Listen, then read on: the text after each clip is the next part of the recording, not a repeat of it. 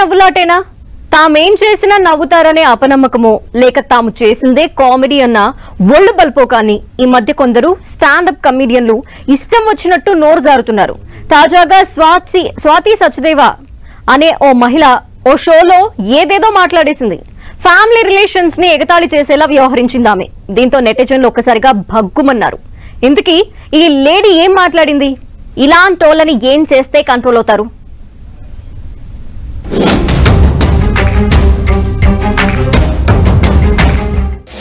నోరా అది తాటిమట్ట.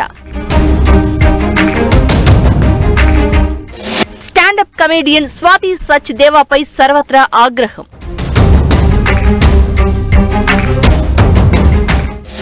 ఏది పడితే అది మాట్లాడేయడం, తర్వాత దాన్ని కామెడీ అనుకోమనడం. స్టాండప్ కమెడియన్ల తీరు ఈ మధ్య కాలంలో ఇదేలా ఉంటోంది.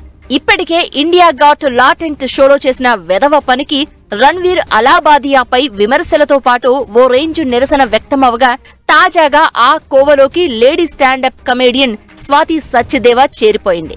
తన తల్లితో అశ్లీల సంభాషణ చేసినట్లు చెప్పడంపై జనం భారీగా రియాక్ట్ అవుతున్నారు. సోషల్ మీడియా యుగంలో వ్యూవర్స్ ని ఆకర్షించడం కోసం నానా తిప్పలు పడుతూ ఉంటారు. అది కొంతవరకు అర్థం చేసుకోవచ్చు. కానీ ప్రతి పిచ్చ పని కామెడీ అవదు. అలానే అసలు కుటుంబ బంధాలు, ఫ్యామిలీ రిలేషన్స్ పై నానా చెత్త వాగడం కామెడీ అనడం ఏంటో ఈ స్టాండప్ కమెడియన్లకే తెలియాలి. ఆడియన్స్ ని నవ్వించడానికి బూతులు మాట్లాడడం ఏంటి? దానికి తోడు ఈ ఆడియన్స్ అనే కేటగిరీని కూడా ఇలాంటి విషయాల్లో క్షమించకూడదు. భావ ప్రకటన స్వేచ్ఛ అంటే అది అవతలి వారి ఫీలింగ్స్ హర్ట్ చేయనంత వరకే. పైగా ఇలాంటి వదరుబోతుల మాటలను యథాతథంగా చెప్తే ఆ మాటల అర్థం ఏంటని ఇళ్లలో పిల్లలు అడిగినప్పుడు ఏమని జవాబు చెప్పాలి? ఇవే ప్రశ్నలను నెటిజన్లు సంధిస్తున్నారు.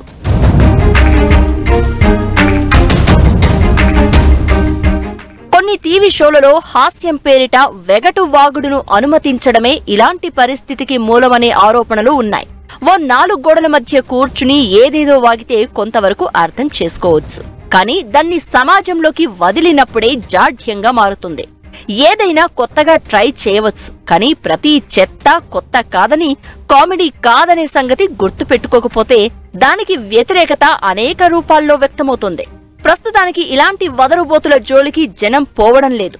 అలా అని దాన్ని సమాజం అంగీకరించినట్లు కాదని కూడా గుర్తెరగాలి.